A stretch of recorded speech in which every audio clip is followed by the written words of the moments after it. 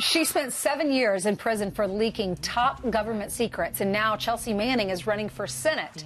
But can a convicted leaker really have a shot at handling classified information in Congress? Security Studies President Jim Hansen led secret counterterrorism operations while serving in the U.S. Army Special Forces. He joins us right now from our nation's capital. Jim, good morning to you. Good morning.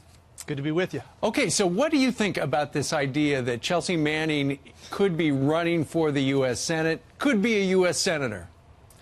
I think it's absurd, but unfortunately not out of the question. You know, I mean, I guess it shows the resistance's true colors if someone like this can gain any level of support.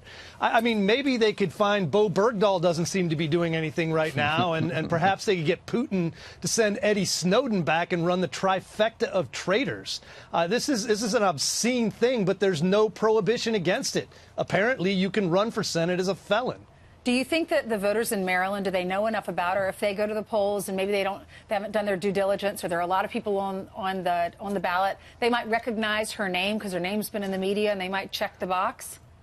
I mean, she's the largest leak of classified documents in U.S. history. Yeah, I would like to think the people of Maryland are smarter than that, and she's running against an incumbent with a big war chest. So I don't think it's a great problem, but let's take a quick thought about what Manning actually was convicted of. This was the Espionage Act, dumping 750,000 classified and sensitive documents onto the internet, supposedly because there were war crimes that were going to be exposed.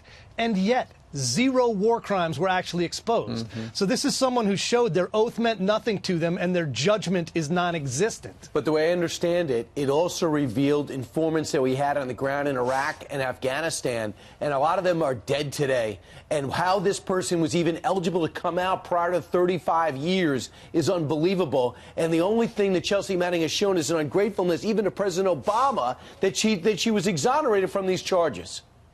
Yeah, I mean, Obama showed some misguided sense of pity, not any reason to believe that this wasn't the crime that was committed. And as you mentioned, Manning's shown no remorse. So the idea that you would seat someone like this in the Senate if by some bizarre twist of fate she got elected, there's no prohibition against Chelsea Manning once again having access to our classified documents, because members of Congress don't have to go through the same security screening procedures as anybody else. It's a disgrace. Well, let's see what happens. All right, Jim, thank you very much for joining us from our nation's capital. Thank you.